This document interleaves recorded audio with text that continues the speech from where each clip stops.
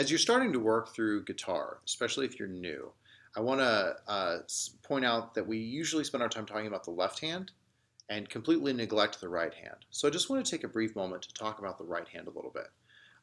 You've already watched the How to Hold a Pick video, but as you're strumming, make sure that the majority of the movement happens at the elbow. If you're on an acoustic guitar, it's nice and easy to rest your arm on the guitar, sort of on the top of the body of the guitar. And then you can use your elbow, as like the pivot point of a lever and strum like that. You want to avoid a lot of this where your wrist is twisting and turning. That's going to create a lot of arm strain, hand strain, tension.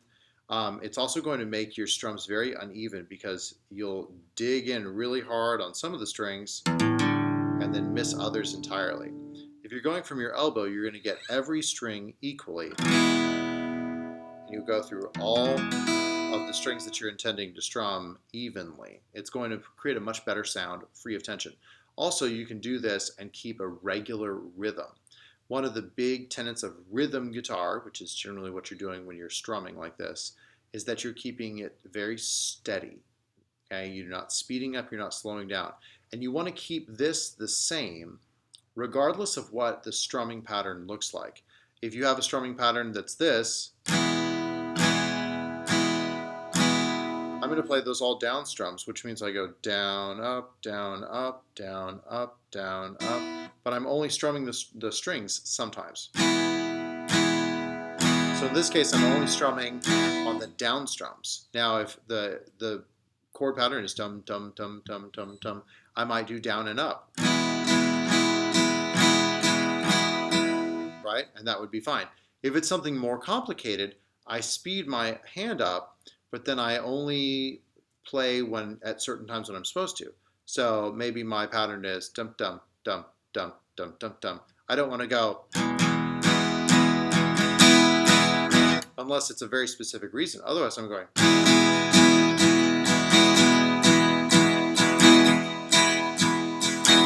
So my hand is going da da da da da da da da da da da, and I'm only sometimes coming into contact with the strings, and other times I'm letting the pick just pass right by without strumming them. That's going to really improve your long-term guitar playing, as opposed to trying to micromanage every single strum all the way and keeping your hand stationary and tense when it's not playing. You want to have this fluid and open and even motion as much as possible, regardless of whether it's this or this or this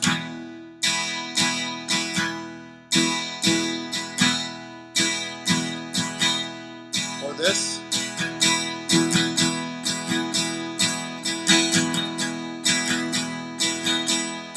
or this.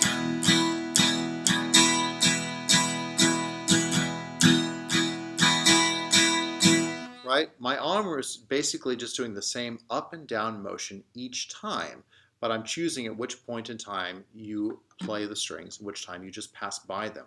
The other added benefit is that if you keep this motion steady and you just happen to add an extra strum or drop an extra strum and you make a mistake, it can still sound great with the music and can still fit with the basic rhythm pattern of the music.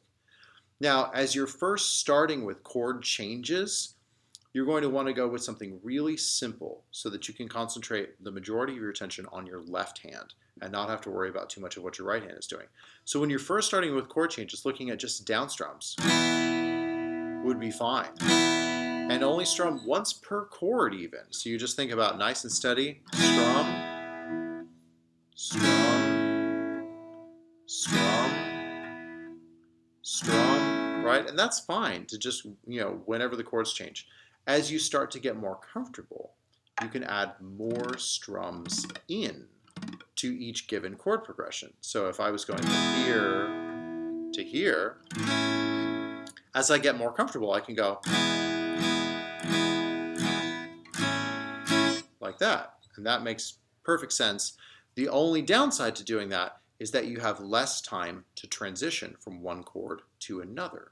So as you're moving from one chord to another, think about allowing yourself extra time to get to the new chord. And you do that by subtracting strums. So if I have 4 beats going from E to A, 1, 2, 3, 4, A, if I strum all 4 of them, that's a very short amount of time for me to get to the next chord. But if I strum once, 1, 2, 3, 4, then it's much, much easier.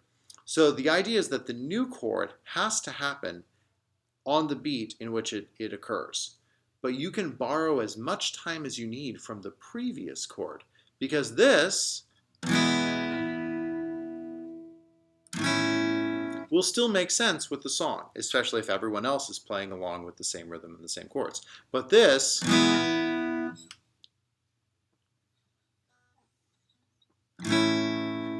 puts you behind the beat, right? Especially what I see a lot of new guitarists.